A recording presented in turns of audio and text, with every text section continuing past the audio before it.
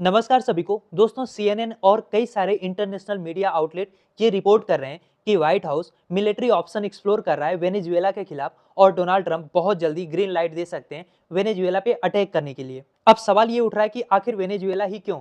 एक छोटा सा देश है, 2-2.5 करोड़ के आसपास आबादी है, लेकिन वहां पे दरअसल दुनिया का सबसे बड़ा ऑयल रिजर्व है, जिसको आप ग्लोबल इकोनॉमी की लाइफलाइन कहते हैं।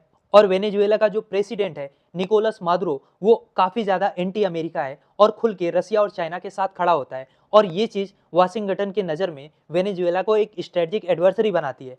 और यूएस तो आधिकारिक तौर पे ये कह रहा है कि वेनेजुएला में बहुत ज्यादा ड्रग कार्टेल्स हैं, जिनकी कोकीन शिपमेंट कैरिबियन और यूएस में आती है। इसको खत्म करने के लिए यूएसए को वेनेजुएला के खिलाफ एक्शन लेना होगा। लेकिन सवाल फिर ये भी खड़ा होता है कि F-35 fighter jets, guided missile destroyer, nuclear submarine, क्या ये सब कुछ डिप्लॉय किया जा रहा है बस एक ड्रग शिप को पकड़ने के लिए? तो इसका जवाब जो है वो अंधा भी आपको दे देगा कि ऐसा नहीं है। असली एजेंडा है अमेरिका का रिजीम चेंज करना। ट्रंप और उनके एडवाइजर कई सालों से ओपनली ये चीज कह रहे हैं कि वेनेजुएला का जो ऑयल है वो अमेरिका का होना चाहिए। यानी जो तेल की भूख है ना, वही इस सैन्य कार्रवाई का असली इंजन है।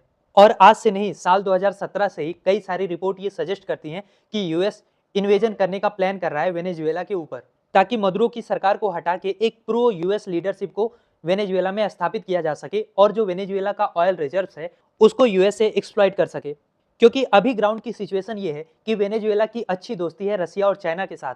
चाइना ने बिलियंस ऑफ डॉलर्स इन्वेस्ट किए हैं, ऑयल फॉर लोन्स डील्स दिया है वेनेजुएला को, और रशियन कंपनीज के पास ड्रिलिंग्स का राइट है वेनेजुएला के अंदर। तो अगर यूएसए सीधा अटैक करता है वेनेजुएला के ऊपर, तो ये सिर्फ लैटिन अमेरिका का क्राइसिस नहीं रहेगा, बल्कि ग्लोबल पावर बैलेंस को भी बिगाड़ेगा।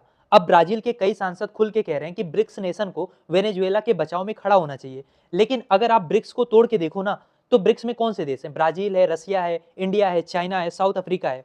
इंडिया हजारों किलोमीटर दूर है, ब्राजील अपनी खुद की आंतरिक आर्थिक संकट से जूझ रहा है, रसिया यूक्रेन से वार में उलझा हुआ है, चाइना अलग तरीके से सावधान है कि यूएसए एक बार कहीं उलझ जाए तो हम ताइवान पे कब्जा कर लें। अकेले साउथ अफ्रीका की इतनी स्ट्रेंथ है नहीं। तो बहुत कम चांसेस हैं कि अगर यूएसए अटैक करता है वेनेजुएला के ऊपर, तो ब्रिक्स नेशन कोई मिलिट्री स्टेप लेंगे, और बहुत चांसेस है कि ट्रंप के अंडर ही यूएसए वेनेजुएला पे अटैक कर दे। दरअसल बात यह है कि नोबेल पीस प्राइज लेने की इच्छा रखने वाले ट्रंप को अगर वेनेजुएला पे अटैक करते हैं तो अपनी डोमेस्टिक पॉलिटिक्स चमकाने का मौका मिलता है। जो अमेरिका की इकोनॉमी में डेट स्लो डाउन आया है, मैन्युफैक्चरिंग में कमी आई है, जॉब का क्राइसिस आया है, दुनिया भर से ट्रेड वार शुरू कर रहे हैं, उस केस में खुद को टफ दिखाने का नैरेटिव बिल्ड करने के लिए वेनेजुएला पे अटैक एक पॉलिटिकल करेंसी होगी ट्रंप के लिए। अब मेरा सवाल आपसे ये है कि आपको क्या लग रहा है कि अगर कल को यूएसए अटैक करता है तो क्या इंडिया को वेनेजुएला के मुद्दे पे स्टैंड लेना चाहिए, या दूर से एक स्पेक्टेटर की तरह चुप रह के देखना चाहिए? क्या सोचते हैं आप इस बारे में? लिखिए अपनी राय कमेंट बॉक्स में। और इस टॉपिक का कंप्लीट वीडियो आप चैनल पे भी जाके देख सकते हैं।